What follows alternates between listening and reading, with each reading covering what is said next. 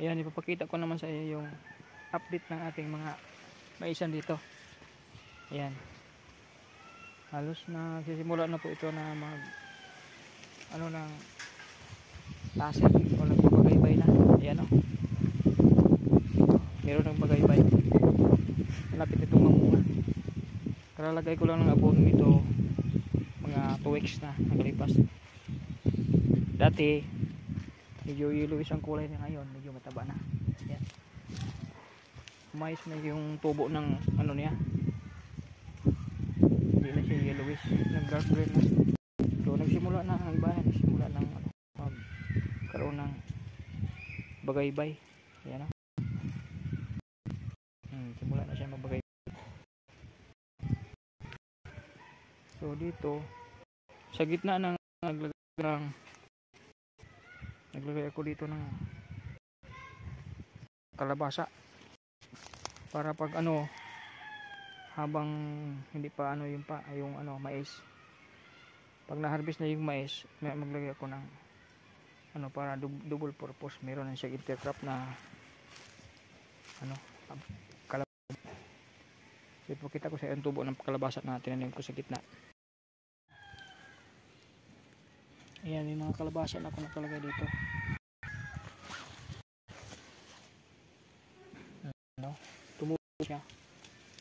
Naka-intercrop ako dito ng kalabasa para pag harvest ng ano is meron ng kalabasa na papalit. Hindi mayang yung lupa.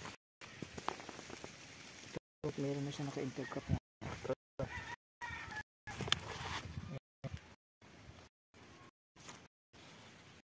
Tumubo na siya. Ayan. Ayan, kalabasa.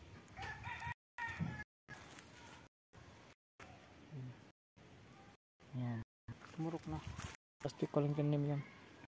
So ayan yung mais natin. Update ng ating mais. Ayan. Tubo niya. Wala na siyang magbigay ng bagaybay.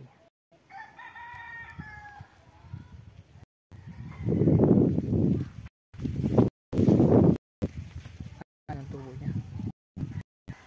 Ito tayo doon. Tingnan natin ang ating ano doon. Yung mais.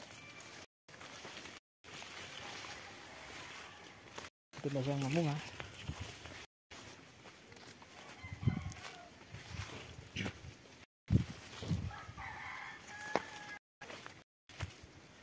Ayan.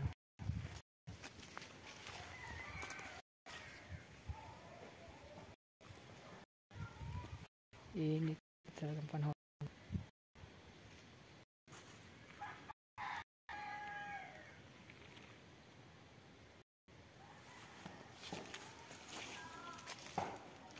Ayan. May bagaybay na. Ayan.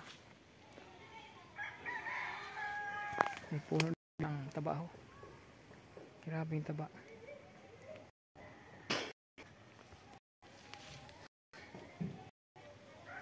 Ano ito?